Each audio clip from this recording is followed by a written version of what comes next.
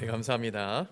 저희 호산나 찬양대는 어떤 능력이 더 출중하거나 목소리가 아름답거나 목소리는 아름답죠. 예, 특별히 어떠한 재능이 있어서 우리 성가대로 특별히 조직해서 한 것이 아니라 예배 시간 우리가 11시 예배 드리잖아요. 한 10시 한 5분에서 10분에 오시면 미리 그때 연습을 하시고 그날 당일날 쓰니까요. 누구나 자원하는 마음으로 동참해 주시면 감사하겠습니다. 이 시간에 본 하나님의 말씀 우리 마태복음 20장 17절에서 28절 말씀입니다. 마태복음 20장 제가 가지고 있는 성경책으로 신약성경 33면이 있습니다. 마태복음 20장 17절에서 28절까지의 말씀.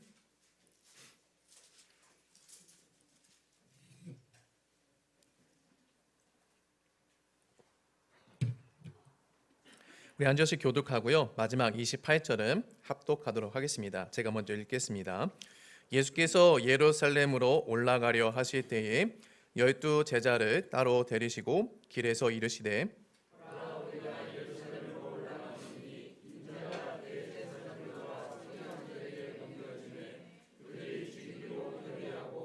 이방인들에게 넘겨주어 그를 조롱하며 채찍질하며 십자가에 못 박게 할 것이나 제3일에 살아나리라.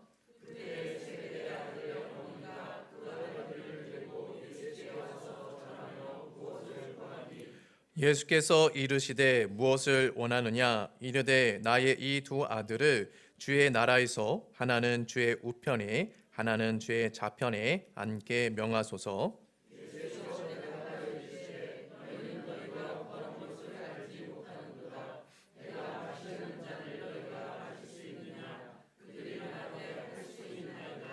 이르시되 너희가 과연 내 잔을 마시려니와 내 좌우편에 앉는 것은 내가 주는 것이 아니라 내 아버지께서 누구를 위하여 예비하셨든지 그들이 얻을 것이니라. 예수께서 제자들을 불러다가 이르시되 이방인의 집권자들이 그들을 임의로 주관하고 그 고관들이 그들에게 권세를 부리는 줄을 너희가 알거니와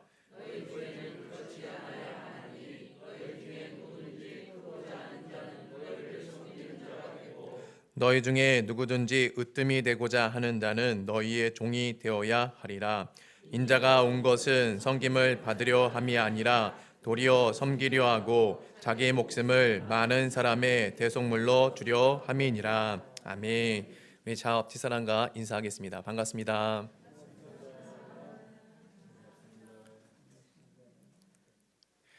작가 이해수 씨가 자신의 책에서 이런 말을 했습니다. 걸음이 느린 사람과는 동행할 수 있지만 목적지가 다른 사람과는 동행할 수 없다라고 말이죠. 인생은 누구와 동행하느냐에 달려 있다라고 할 수가 있습니다. 햇빛을 따라가면 역사에 이르고 달빛을 따라가면 신화에 이른다라는 말이 있습니다. 그리고 강을 따라가면 바다에 이르고 어린 왕자를 따라가면 별에 이른다라는 말도 있습니다. 오물이 흙과 동행하면 비료가 되지만 오물이 물과 동행하면 오염물이 된다고 하죠.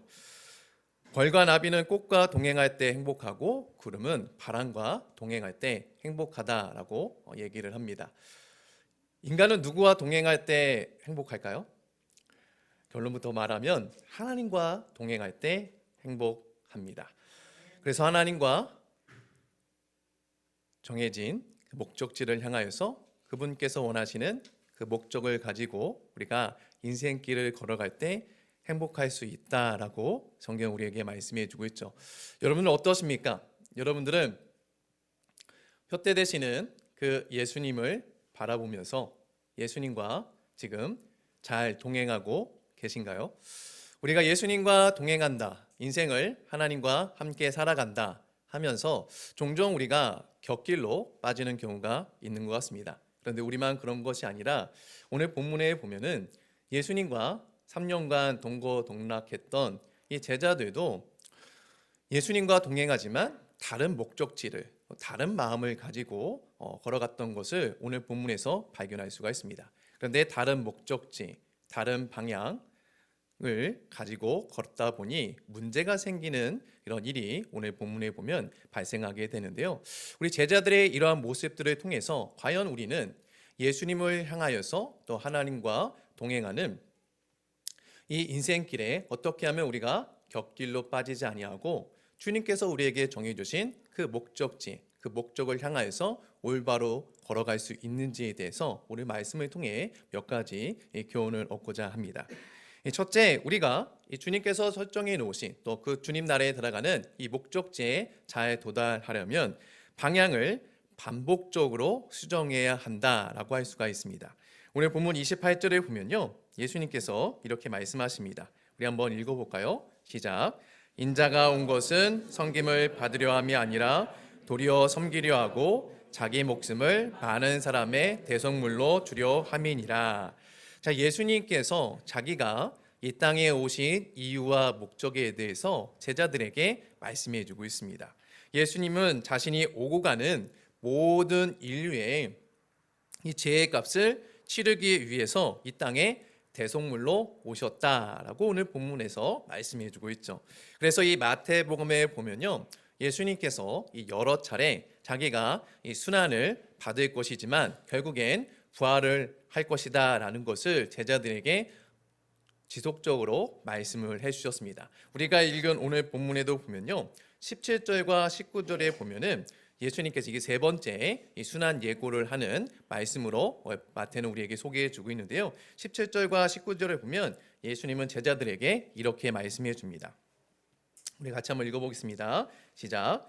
예수께서 예루살렘으로 올라가려 하실 때에 12 제자를 따로 데리시고 길에서 이르시되 보라, 우리가 예루살렘으로 올라가노니 인자가 대제사장들과 서기관들에게 넘겨짐에 그들이 죽이기로 결의하고 이방인들에게 넘겨주어 그를 조롱하며 채찍질하며 십자가에 못 박게 할 것이나 제3일에 살아나리라. 아주 분명하게 예수님께서 이 땅에 오신 이유, 대속물로서 어떠한 일을 감당하기 위해서 오셨는지에 대해서 제자들에게 분명하게 지금 가르쳐주고 있고 보여주고 있다라고 할 수 있습니다. 그런데 오늘 본문 20절에 보면은 그때에라고 말씀해주고 있는데요. 20절에 보면은 예수님이 순환 예고를 하신 바로 그때에 세베대의 아들 어머니가 예수님께 나와서 무엇을 구하였다라고 본문은 우리에게 말씀해 줍니다.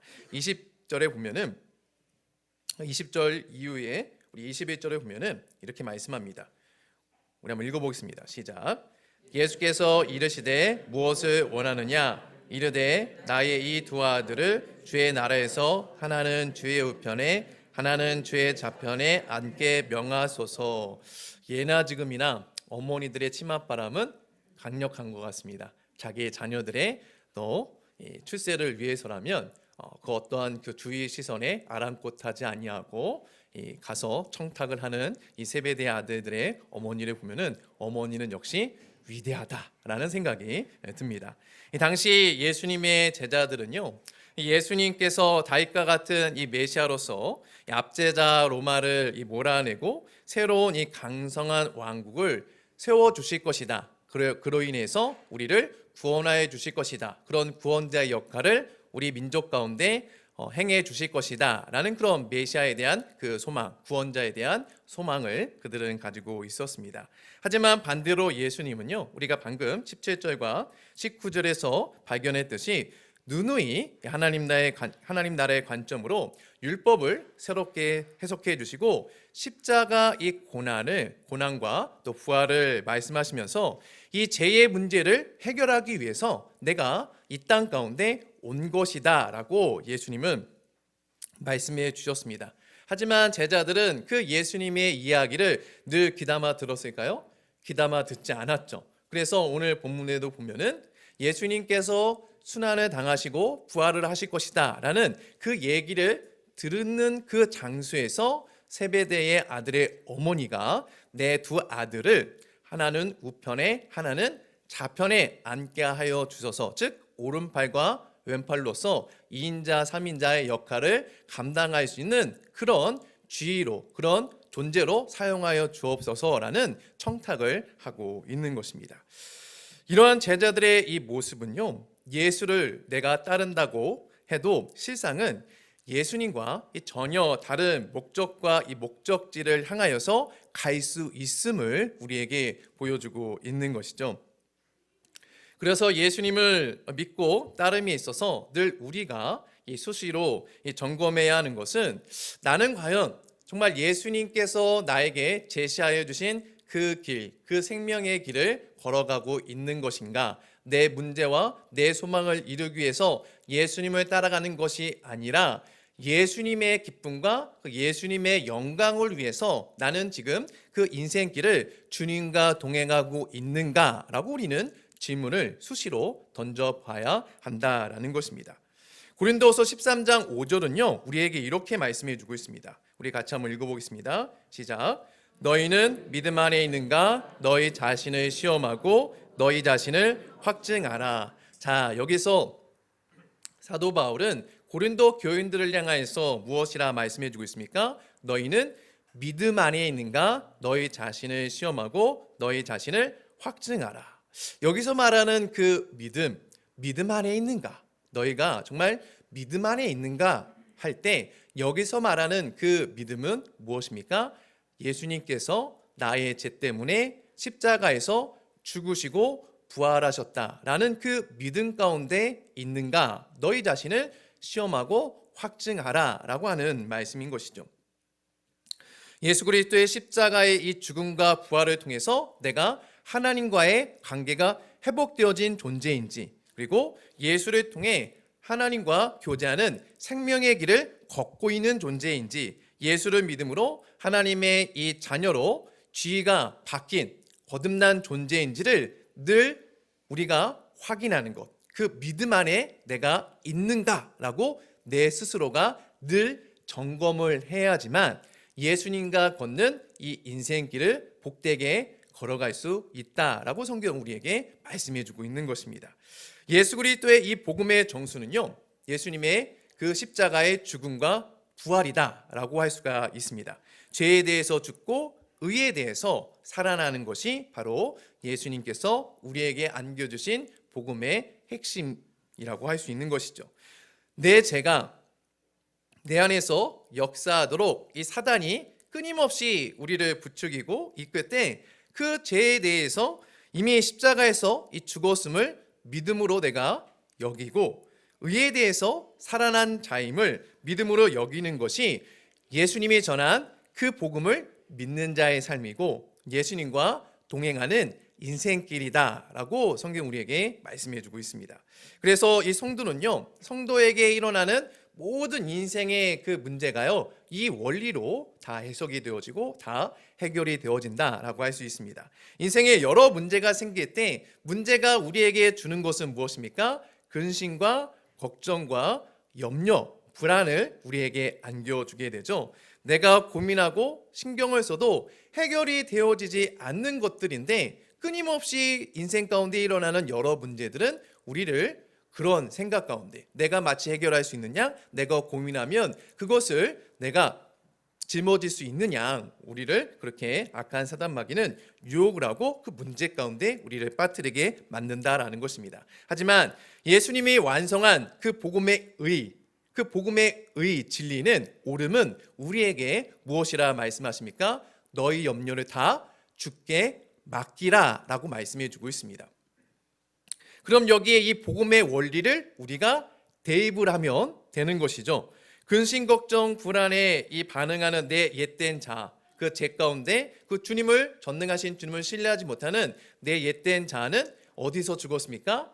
십자가에서 예수님과 함께 죽은 것입니다. 염려에도 그 문제를 해결하지 못하는 나의 옛된 자는 이미 십자가에서 죽었음을, 처리되었음을 내가 믿음으로 여길 때 나는 거기서 죽는, 내가 할 수 없는 그런 무지함을 경험하지만 결국엔 어디서 다시 살아납니까? 무덤에서 다시 예수님과 함께 부활하는 그런 놀라운 능력의 은혜를 누림으로 인하여서 염려를 주님께 맡길 때 주님께서 가져가 주시는 그런 능력과 은혜와 은총을 우리가 부활 가운데 경험할 수 있다라고 성경은 우리에게 가르쳐 주는 것입니다.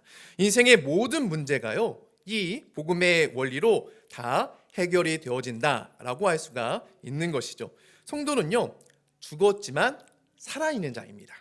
무엇에 대하여 죽고 무엇에 대해서 살아있는 자입니까?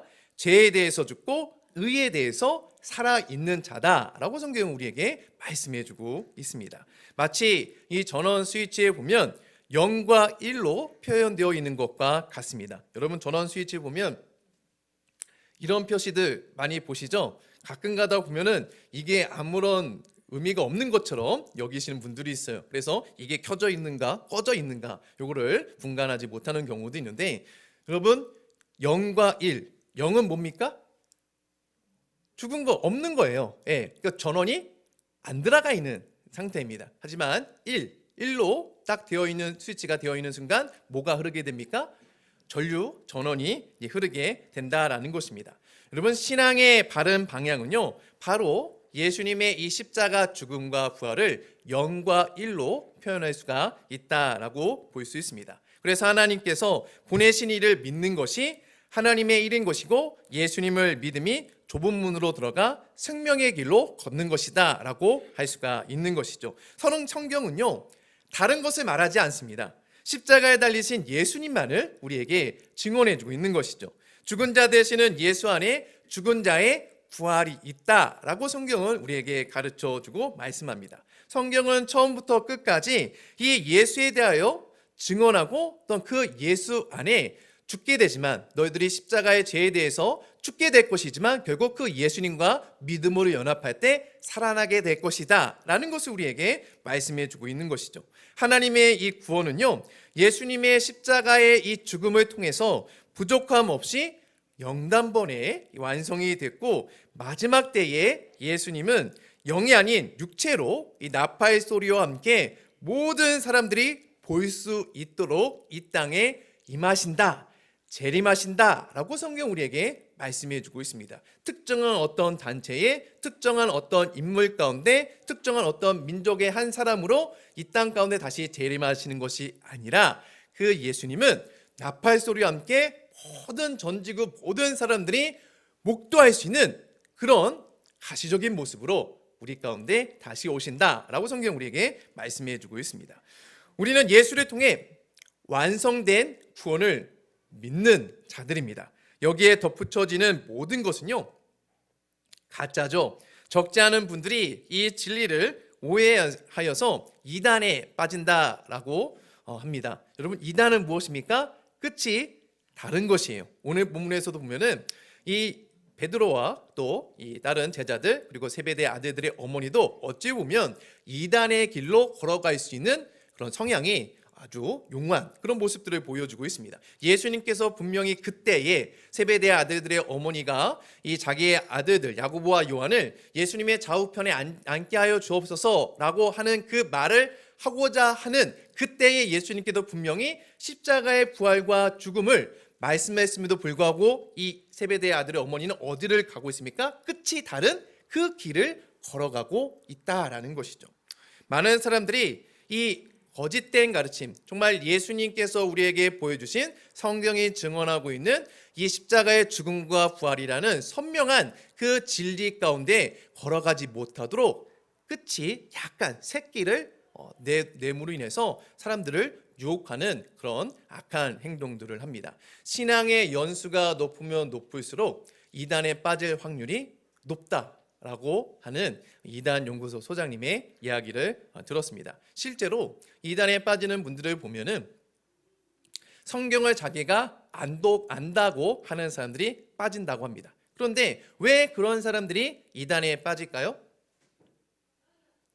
아는데 자기가 알고 났을 때 자기가 잘못 선택했다는 것을 인정하기 싫기 때문에 거기서 못 나온다고 합니다.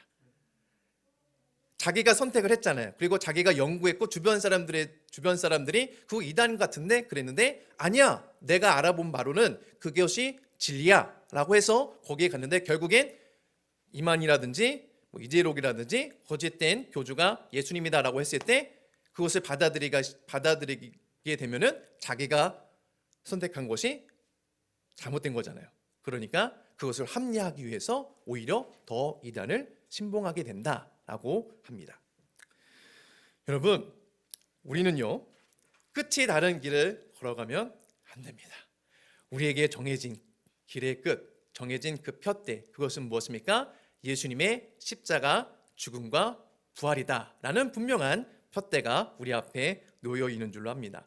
예수를 알고 예수를 섬기며 예수가 주인 되는 것이 우리의 신앙의 목적이고 목적지인 것이죠. 새로운 배움, 또 새로운 성경 해석, 비유 해석 다 좋습니다. 새롭게 해석하는 것은 좋고 우리의 길을 즐겁게 할 수가 있고 새로운 것을 깨닫게 하여 주는 그런 귀한 은혜가 있습니다. 하지만 성경이 궁극적으로 우리를 이끄는 그 방향, 또 성경은 우리에게 궁극적으로 지향하는 그 목적지, 그 목적은 그리스도 예수 안에 있는 믿음으로 말미암아 구원에 이르는 지혜가 있게 하는 것이다라고 성경 우리에게 가르쳐주고 있습니다. 또한 교훈과 책망과 바르게 함과 의로 교육하기에 유익하니 이는 하나님의 사람으로 온전하게 하며 모든 선한 일을 행할 능력을 갖추게 하려 합니다라고 성경 우리에게 가르쳐주고 있는 것이죠. 다른 것을 가르치는 것이 아니라 예수 안에 바르게 함과 의로 교육하기에 유익함이 있고 그 예수 안에 오직 구원의 길에 있다라고 성경 우리에게 가르쳐주고 있다라는 것입니다.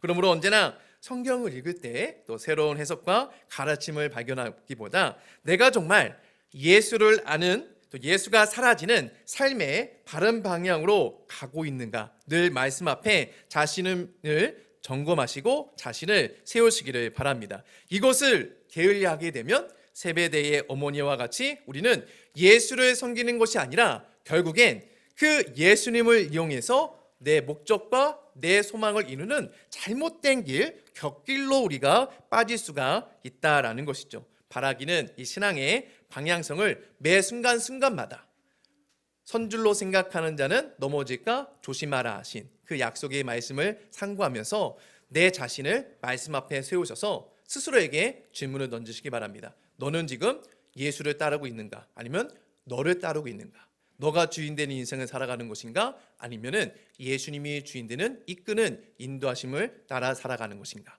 이 질문을 통하여서 언제나 방향을 수정해서 푯대 되시는 예수님을 향하여 옳은 길을 걸어가시는 저와 여러분이 되기를 바랍니다. 두 번째로 이 권세가 아닌 섬김을 죄로 여길 때 우리가 다른 목적지를 향하여 갈 수 있다라고 할 수가 있습니다.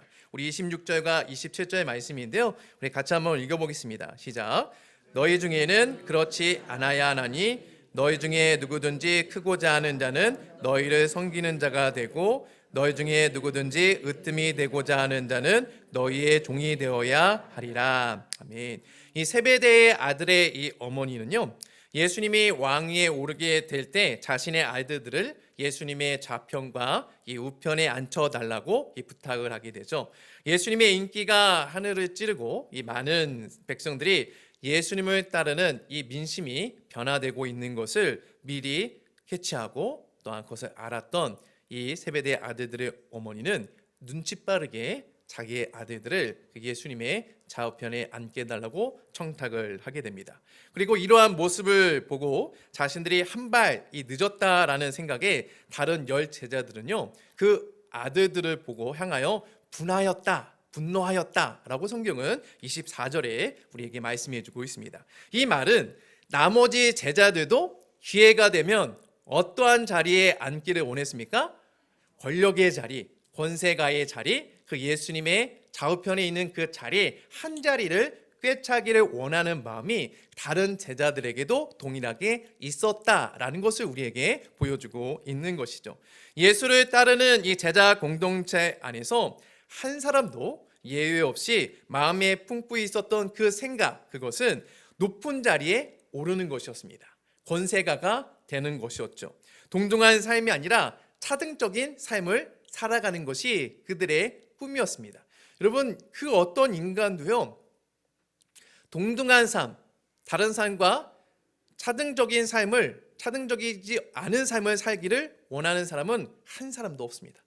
여러분, 우리 그 북녘 땅에 있는 사람들도 처음엔 어떠한 생각을 가지고 공산주의 국가를 세우려고 했습니까? 누구나 다 똑같이 일하고 똑같이 나누고 똑같이 배부르는 그런 삶을 표방하며 저 나라를 건설했습니다. 하지만 지금은 어떻습니까?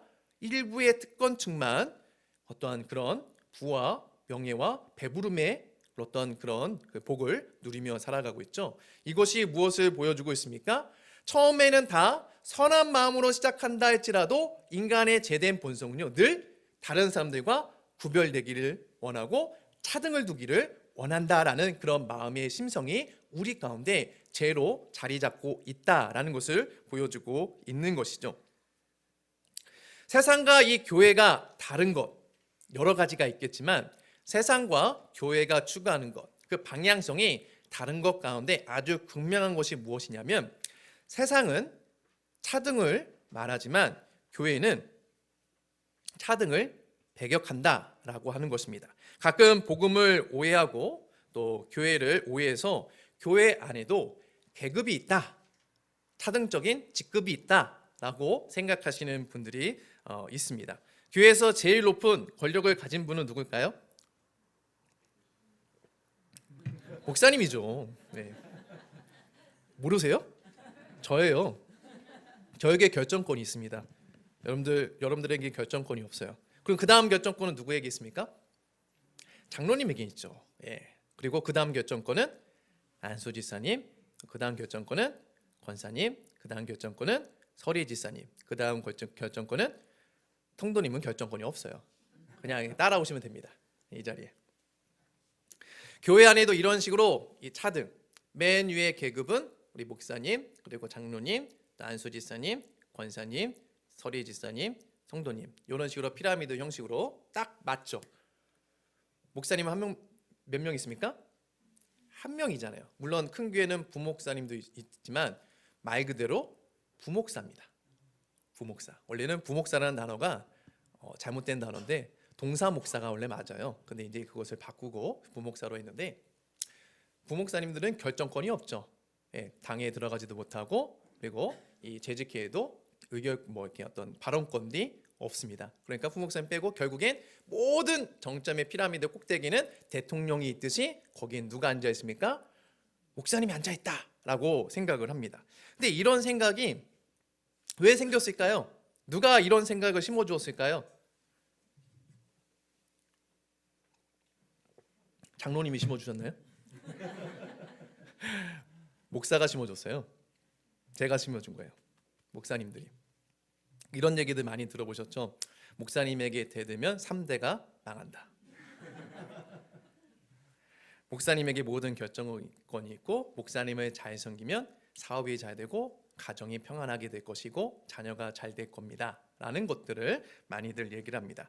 목사님께 순종하면 하나님께 기뻐하신다라는 그런 얘기를 듣다 보니까 목사님이 이 교회에서는 최고구나 라는 그런 생각을 은연중에 아마 갖고 있고 또 생각을 하는 것 같습니다.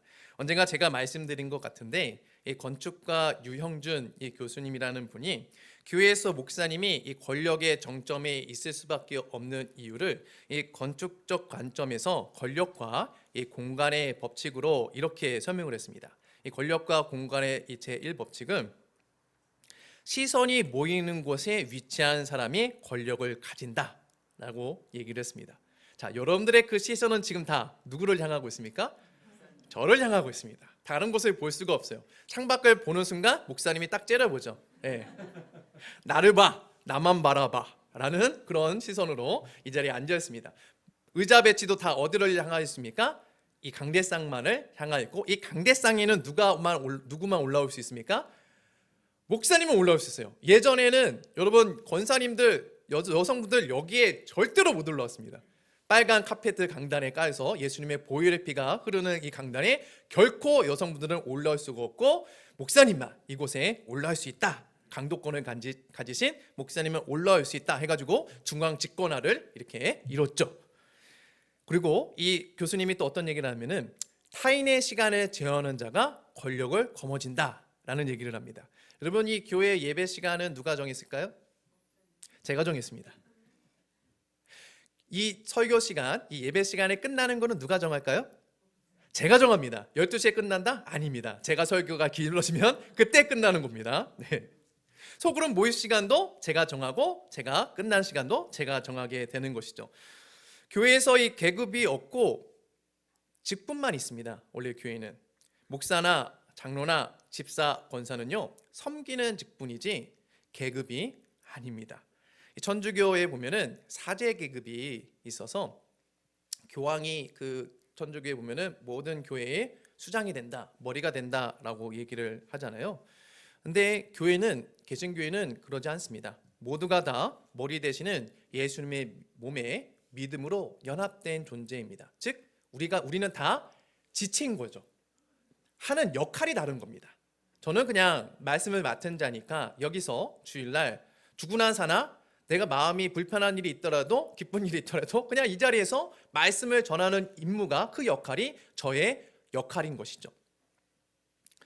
제가 아직 교회 초창기니까 목사님 아직 어려서 그런 얘기 하시는 것 같아요. 목사님들 나이 들면 어느 정도 이제 성도들도 좀 늘어나고 또한 어떤 그 사람들이 또 인정해주는 단계에 이르게 되면 목사님도 마음이 변할 거예요. 맞아요. 그럴 거예요. 예.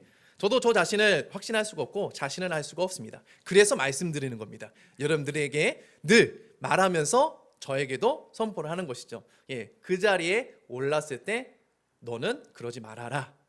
너희는 그렇지 아니하여야 할 줄로 안다라고 예수님께서 지금 말씀해주고 있죠. 그 자리에 오르면 안 된다라는 것을 여러분들이 증인으로 역할을 해주시고 저도 어떤 그런 역할을 하기 위해서 지금 얘기를 하는 겁니다. 그리고 또 교회에서요. 이 권력, 이 권세를 잡는 분들이 또 어떤 부류도 있냐면은 헌금을 관리하시는 분들이 권력을 가지는 분들도 있습니다. 그래서 이 장로를 이 안수받는 것을 재정을 내가 관리하고자 하는 그런 마음으로 이 장로의 직분에 오르고자 하는 분들도 간혹가다 보게 됩니다. 그래서 어떤 문제가 있는 교회들 보면은 장로님들이 재정을 가지고 자지우지를 하는 분들이 있어요. 그러니까 교회 일은 웬만하면 장로님의 돈도 아니 교회 헌금은 장로님의 헌금도 아니고 또 다른 어떤 특정한 사람의 헌금도 아니잖아요. 물론 일시불로 좀 많은 돈을 헌금하시는 분들도 있어요. 그런데 그런 분들 보면은 내가 이런 헌금을 했으니까 내가 이런 영향력을 행사할 수가 있어라고 생각을 하시는 것 같아요. 근데 그럴 것 같으면 차라리 헌금을 안 했으면 좋겠어요. 예. 그냥 다른 분에게 기부단체 어떤 좋은 단체에 헌금을 하든가. 교회는 그런 곳이 아닙니다. 예. 교회의 모든 이들은 되는 방향으로 해야지 돈을 가지고 마치 자기의 어떠한 그 생각을 어필하거나 또 내 생각대로 좌지우지 하게끔 하기 위해서 그 자리에 들어가는 것이 아니라는 것이죠. 네, 한국 교회의 그런 모습들을 보면 굉장히 안타깝습니다. 여러분들의 마음 가운데는 그런 마음들이 없기를 바랍니다. 또한 교회에서 어떤 권세와 또 권력을 잡는 모양도 있냐면은 큰 소리 내시는 분. 교회가 이 목자 되시는 예수님을 따르는 이 순한 양들만 모여있다 보니까 성난 양이 등장하면요, 이 예수님을 대체하는 경우가 있어요. 이 성격이 강한 분이 이렇게 합시다! 라고 딱 하면은 이 교회에 모이는 순한 양들은 늘 예수님의 그 선한 목자의 음성을 듣고 따르다 보니까 갑자기 큰 소리로 확 하면은 무서워가지고 네네 이렇게 대부분 따라가거든요. 그러니까 이 성난영이 기분이 좋고 이게 의기양양해가지고 이렇게 크게 얘기하면 먹히는구나 라고 생각해서 무슨 일을 할 때 큰 소리를 내요. 작은 소리로 얘기해도 사람들 다 듣고 기먹은 사람 없는데 큰 소리로 얘기하면은 자기 말이 먹히니까 막 큰 소리로 자기 막 주장을 하고 자기 소리를 내고 하시는 분들이 종종 있습니다. 세상은 그렇게 하면 먹힐까요? 안 먹힐까요?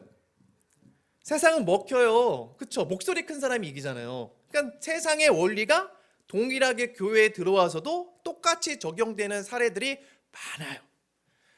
바라기는 우리 교회는 개미 목소리가 대우받는 그런 교회가 되길 합니다. 여러분, 우리 교회에서는 제가 김용조 장로님을 사랑하는데 또 제가 이런 얘기 한다고 해서 김용조 장로님을 미워하거나 그런 건 아닙니다. 우리 김용조 장로님만 유일하게 보청기를 끼셨습니다. 그러니까 우리 김용조 장로님한테 말씀드릴 때는 크게 말씀하셔도 상관없어요. 크게 말씀하셔야 돼요. 근데 다른 분들에게 얘기할 때, 특히 재직회 같은 거 할 때 이렇게 합시다, 법대로 합시다, 막 이렇게 막 큰 소리를 하면은 순한 양들이 마음이 아파요. 힘들어져요. 그러니까 큰 소리를 내지 마시고 고분고분하게 개미 목소리로 얘기하는 은혜가 우리 가운데 있기를 바랍니다. 또 교회 안에 이 권세와 이 권력을 또 행사하는 것 가운데 또 뭐가 있냐면 어떤 훈련을 이수했냐에 따라서 권세를 잡는 경우도 있어요. 굉장히 이것도 웃긴데요. 교회 안에 이 신앙 증진을 위해서 이 신앙을 이렇게 성장시키기 위해서 하는 여러 프로그램들이 있어요. 뭐 전도발이라든지 또 뭐 바나바 사역이라든지 또 새가족 교육이라든지 또 제자 훈련이라든지 이런 것들을 많이 하는데, 한 가지 예를 들자면 제자 훈련을 받은 사람과 안 받은 사람을 구별짓는 경우들이 종종 있더라고요. 이 제자 훈련이라는 게 약 1년, 뭐 횟수로 따지자면은 거의 6개월 정도 되는 것 같은데요. 달수로 따지자면은 길면 한 9개월 되겠죠. 근데 이거를 훈련을 받으려면 시간을 내야 돼요. 그러니까 일주일에 한 번 시간을 한 약 2시간 정도 내야 되는데 숙제도 해야 되고 그런데 이 훈련을 받다 보니까 힘들잖아요. 시간도 냈고 말씀도 암송하고 또 숙제도 하고 기도도 해야 되고 예배에도 빠지지 말아야 되고 이런 조건들이 많이 붙다 보니까 많이 힘들어요. 많이 고생하다 보니까 고생하지 않은 사람을 보면 어떻습니까? 야, 너는 아직 제자 훈련도 못 받았잖아.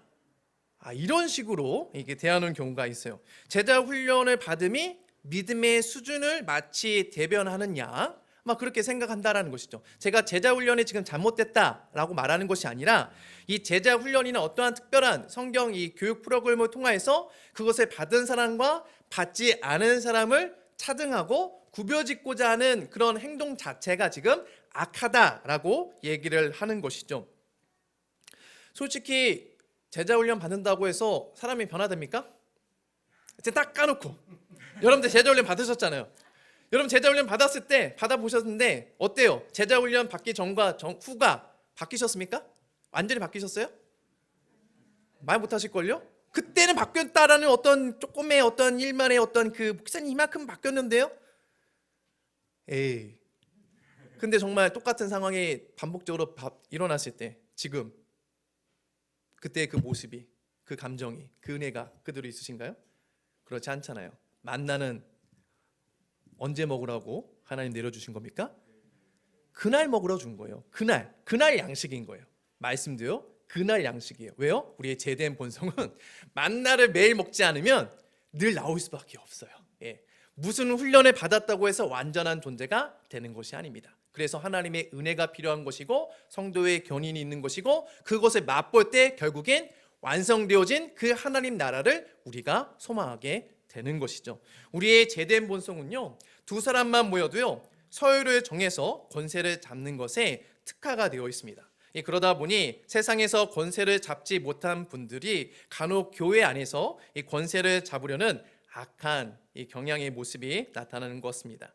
교회에서 유일한 권세와 권위는 교회의 머리 되시는 예수님에게만 있습니다. 교회는 지체를 섬기는 종이 으뜸이 되어야 하는 것이죠.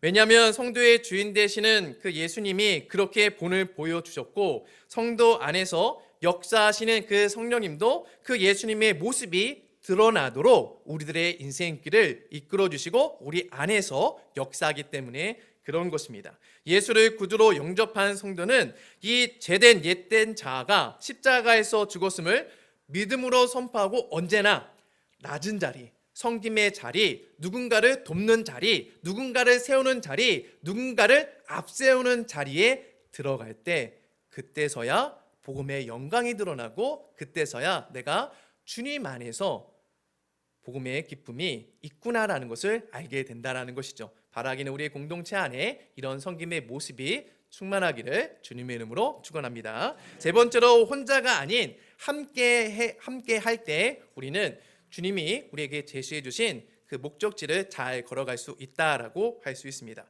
이 세베대의 어머니나 제자들이 예수님의 이 옆자리를 탐한 것은 제자 공동체 안에 우리라는 생각이 없었다라는 것을 반증하는 것이죠.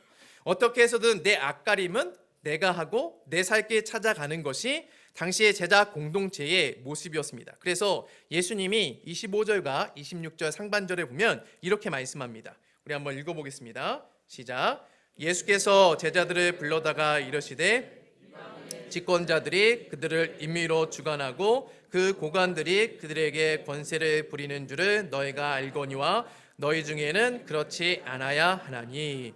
이 집권자들은 이 자기를 위해 타인을 임의로 주관하고 고관들은 권세를 부리죠. 함께 가기보다 이 타인은 내 목적 성취를 위한 어떤 발판, 역할로만 생각을 하게 됩니다. 그래서 이익이 되면 함께하지만 이익이 되지 않으면 손해가 조금이라도 될 것 같으면 내치는 형국을 보이죠. 하나님 나라를 목적지로 그리고 하나님을 예배하는 자는요, 언제나 혼자가 아닌 함께 이 목적지를 걸어가야 한다라는 그런 믿음을 가지고 신앙생활을 해야 합니다. 하나님께서도 이 삼위 하나님으로 하나 되신 것 같이 동일한 이 천국 본향을 걸어가는 이 성도들에게서도요, 이익과 상관없이 함께 하기를 힘써야 한다라는 것이죠. 교회 안에서 이 지체와 내가 함께 주님의 천국 본향을 걸어간다라는 것은 밥을 함께 먹을 때 그것을 누릴까요? 그렇습니다. 식구이기 때문에 예수님의 몸된 그 지체의 의식을 밥을 함께 먹을 때 누릴 수도 있습니다. 또 어떨 때 누릴 수가 있을까요? 말씀을 함께 나눌 때 우리는 그 은혜를 누릴 수가 있다라는 것이죠.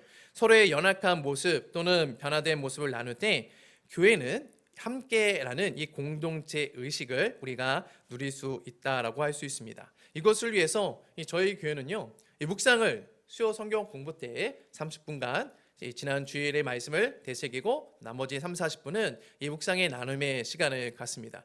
이 자리에 나와 있는 분들이 저는 다 수요 예배 때 나왔으면 좋겠습니다. 그런데 물론 각자 또 사업이 있으시고 또 일정이 있으시고 또 힘듦이 있으셔서 못 나온 줄 압니다. 그런데 여러분 조금만 더 힘을 내시고 또 시간을 내셔서 그 수요 예배 때 같이 나와서 말씀을 함께 나눴으면 좋겠습니다. 상대방의 지체의 이야기를 들을 때 신앙의 여정을 저분도 저렇게 힘들게 걸어가고 있구나. 저런 은혜의 삶을 누릴 수가 있구나라는 것을 우리가 나눌 때 하나 되어짐의 은혜를 누리고 하나님께서 우리에게 주신 이 공동체의 의미가 바로 이것이구나라는 것을 깨닫게 될 줄로 믿습니다.